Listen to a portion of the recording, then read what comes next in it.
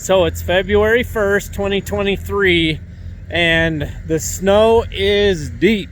It is the best snow we've had in 10, 20 years here in central Utah.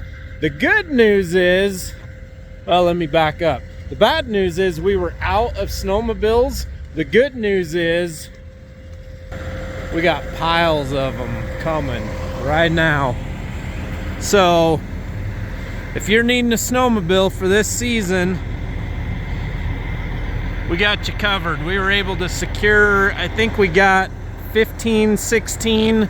A bunch of them are pre-sold, but if you're looking for a snowmobile for this season, 435-427-3338, we probably got something that'll work for you. Have a great day, everybody.